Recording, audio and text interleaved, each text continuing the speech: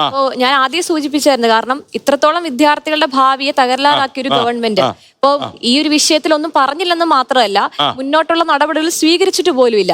വീണ്ടും എക്സാം തയ്യാറാക്കുകയാണ്. ഇപ്പൊ എനിക്ക് തോന്നുന്നു പല വിദ്യാർത്ഥികളുടെ ഇടയിലും എനിക്ക് തോന്നുന്നു ടെലഗ്രാം ഉൾപ്പെടെ ഇപ്പോഴും ചോദ്യപേപ്പറുകൾ വരുന്നൊരു സാഹചര്യമുണ്ട്.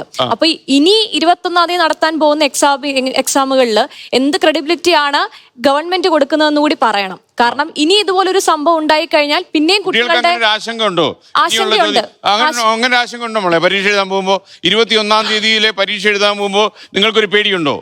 ചെറിയൊരു പേടിയുണ്ട്.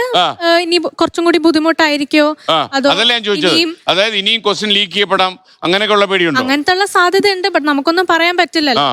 സോ നമ്മൾ പ്രിപ്പയർ ചെയ്ത ബെസ്റ്റ് കൊടുത്ത് നമ്മൾ പോയി എഴുതിയിട്ട് വരിക. നമ്മളിപ്പോ അത് ആലോചിക്കേണ്ട ആവശ്യമോ അതൊന്നും ഇല്ലല്ലോ. നമ്മൾ അപ്പൊ അങ്ങനെ ഒരു സാധ്യതകൾ ഇപ്പോഴും നിലനിൽക്കുന്നുണ്ട്. അപ്പൊ ഇപ്പോഴും രാജ്യത്തിന്റെ വിദ്യാഭ്യാസ മന്ത്രി അടക്കം യാതൊന്നും സംസാരിക്കാതെ ഇത്തരത്തിലേക്ക് ഒരു വിഷയത്തെ കൃത്യമായി അഡ്രസ് ചെയ്യാത്തൊരു സാഹചര്യമാണ് നിലവിൽ ഇന്ത്യയിലുള്ളത്. ഇപ്പൊ നമുക്കറിയാം, രാജ്യത്ത് വിദ്യാഭ്യാസ മേഖല എന്ന് പറയുന്ന ഒരു കറണ്ട് ലിസ്റ്റിൽ ഉൾപ്പെട്ട ഒരു കാര്യമാണ്.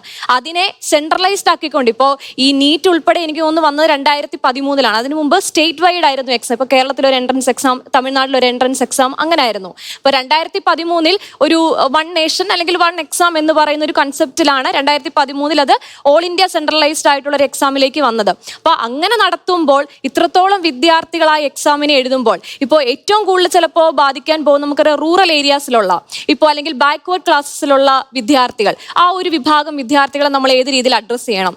കാരണം മുന്നോട്ട് നിൽക്കുന്ന കുട്ടികൾക്ക് ചിലപ്പോൾ ഒന്നുകൂടി ചിലപ്പോൾ റിപ്പീറ്റ് ചെയ്യാനോ അല്ലെങ്കിൽ കൂടുതൽ ചാൻസ്, അവരുടെ മെന്റൽ ഹെൽത്തിനെ അല്ല പറയുന്നത്, ബാക്കിയുള്ള സോഷ്യൽ ബാക്ക്ഗ്രൗണ്ട് ആണ് പറയുന്നത്. പക്ഷെ അതില്ലാത്ത സാമ്പത്തികപരമായി കുറച്ചുകൂടി പിന്നോട്ട് നിൽക്കുന്ന അല്ലെങ്കിൽ മൈനോറിറ്റി വിഭാഗത്തിലുള്ള കുട്ടികളെ കൂടി നമ്മൾ ഇത് കണ്ടുപോകേണ്ടതുണ്ട്. അപ്പം പൂർണ്ണമായി ഈ വിദ്യാർത്ഥി സമൂഹത്തെ ആകമാനം കബളിപ്പിക്കുന്ന തരത്തിലേക്കാണ് ഇത്തരത്തിലേക്കുള്ള ഗവൺമെന്റിന്റെ നീക്കം. ഇപ്പൊ ഇവിടെ CBTയുടെ കാര്യം പറഞ്ഞു. എനിക്ക് തോന്നുന്നു നെറ്റ് എക്സാം ഇതുപോലെ പേപ്പർ ആയിരുന്നു, പെൻ ആൻഡ് പേപ്പർ എക്സാം ആയിരുന്നു.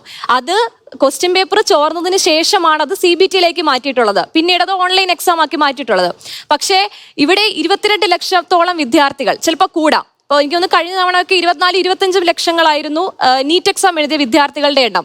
അതിലെത്ര സുതാര്യത വരും? ഇപ്പൊ ഈ +2 കഴിഞ്ഞുള്ള വിദ്യാർത്ഥികളാണ്, അവർക്ക് എത്രത്തോളം ഈ കമ്പ്യൂട്ടർ ബേസ്ഡ് എക്സാം വരുമ്പോൾ അവരെത്രത്തോളം അതിനെ ആപ്റ്റ് ആയിട്ട് അവർക്ക് ചെയ്യാൻ പറ്റുമെന്നുകൂടി നമ്മൾ അതിനെപ്പറ്റി ചിന്തിക്കേണ്ടതായിട്ടുണ്ട്.